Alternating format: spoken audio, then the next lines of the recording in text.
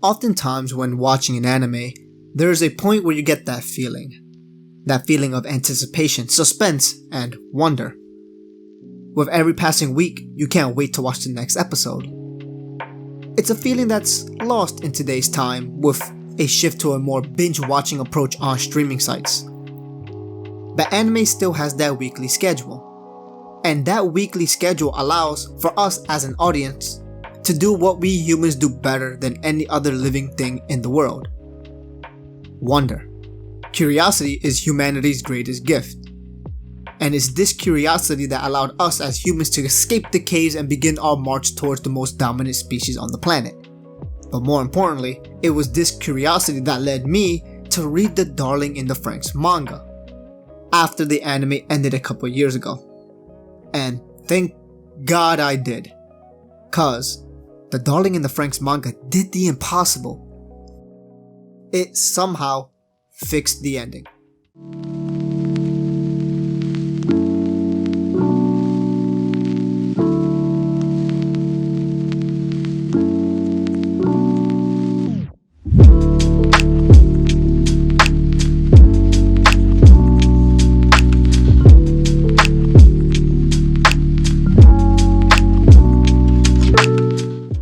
Darling in the FRANXX was a series that excelled on so many levels and had the whole internet in a chokehold every week, every time a new episode was released.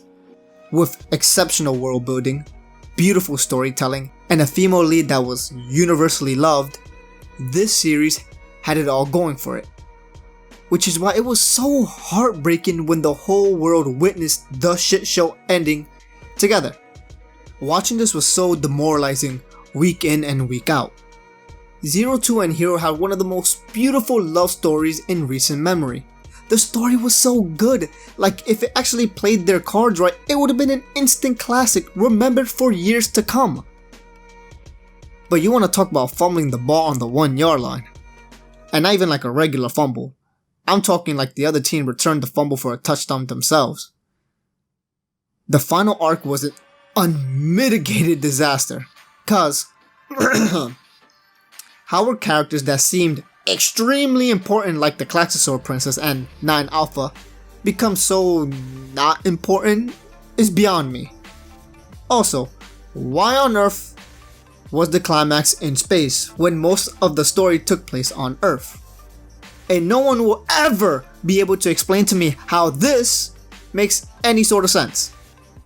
Honestly, the ending of Darling in the FRANXX is sorta equally rushed and dragged out at the same time.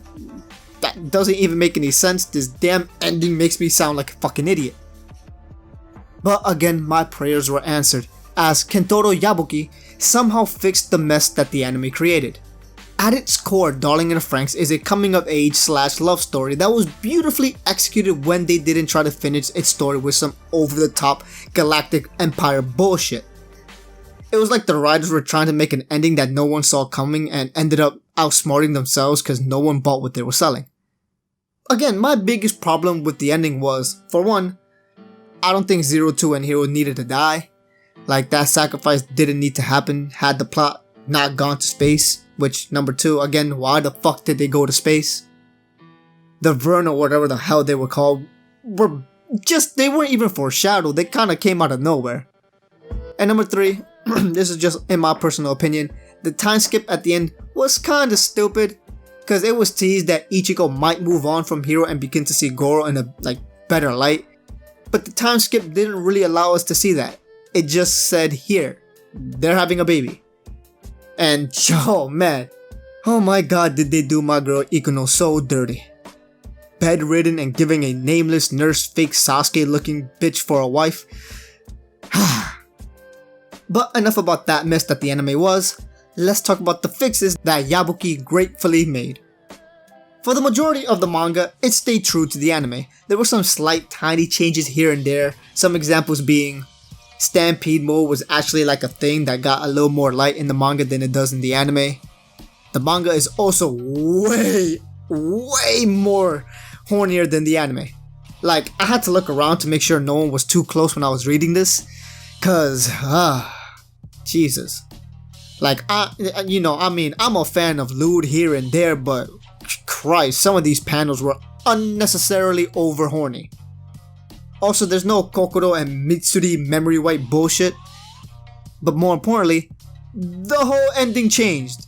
And by changed, I mean completely removed. Let me explain. The whole Vern arc is completely cut from the manga. Honestly, you shouldn't watch the anime past like episode 13. Just stop at episode 13 and pick up the manga from there. You will thank me later. Like, remember when I said the anime felt like it kinda was dragged out? Well, that was because it kinda was. You see, in the manga, episode 13 is adapted from chapter 54 and 55, which is fine I guess until you notice that there's only 60 chapters in the manga, compared to 24 episodes in the anime, meaning this is the final arc in the manga. So let's just use this as a starting off point. You're watching the anime, you get to episode 13, stop right there, grab the manga. You did that? Good. We start off with 02 choking the life out of Hiro before they remember their childhood memories. After waking up a couple of days later, Hiro notices that 02 is already gone off to fight the Klaxosaur princess alone. With everything coming full circle and realizing that Hiro was the boy from her childhood, she decides to fight this battle alone and risk her life for humanity. Hiro refuses to let her fight this battle alone, so he gathers up his team and they all run off to rescue the pink-haired beauty. What's cool about this is that while on the way, Hiro teams up with Mitsuru and they finally have their reconciliation and make do on their childhood promise. Something that the anime heavily referred to many times but sorta kinda forgot about. Anyways, we then see the princess and 02 fighting to the death and 02 is getting her you know what handed to her. It's here where we get some Klaxosaur backstory, and I will admit, the Vern do make a slight appearance, but they're only there in reference. Blue Bitch didn't even give them a name, just referring them as them. Good to see the murderous, crazed Dino Girl has her pronoun game straightened out. Now, before killing 02, the princess summons her ultimate weapon, and for whatever reason, it sorta looks like the final form of Muzan, but then eventually becomes the form that we recognize from the anime. And the first thing she does is start blowing shit up. Here's where some major changes happen. While in the anime, the doctor responsible for like all this mess dies from like falling debris, in the manga, his death is a bit more poetic. He stands over the plantation and begins to reflect on his actions that caused this domino effect of events that he finally regrets. He then says sorry to the children on Earth and goes out like the captain going down with his ship. Next, just like in the anime, Father and the council plan to use the princess and her new form as a bomb, and she's not having any of it, and fires at the council instead. We then see the council go on about how ending life on the planet was the goal of the human race, and all they did was give them a little push. And now without a planet, humans will be free from their cage. This part is up to you for your own interpretation on what he meant by cage. I think it has to do with how most of the adults already gave up living in the natural world and chose to live in the virtual. I don't know, there's something there, but I'm gonna be honest with you, I don't really care about them. And seeing the mask of Vern disappear for good just felt right. Anyways, we move on to Hiro making it to 02 just in the nick of time. And they share a beautiful moment, come together and confess their profound love for one another. And finally, with the power of love, they take on the Klaxosaur princess. I must add here that, remember when this was happening in the anime? Staritza was looking badass, they had the music playing, the Sakuga got turned up to 1000, it felt like a climax, right? Again, just more proof that the anime should have ended here. Anyways, Hiro and 02 penetrate the princess and we see the princess come to terms with her defeat. And she realizes the sort of love that Hiro and 02 share and decides to trust the earth to humanity. The next shot we see is our couple standing over the wasteland together, relishing in their victory, finally getting their storybook ending when they promise to be with each other forever. The end. That's it. That is how you end a story. Perfectly. At its core, Darling in the Franxx is a love story / coming of age story.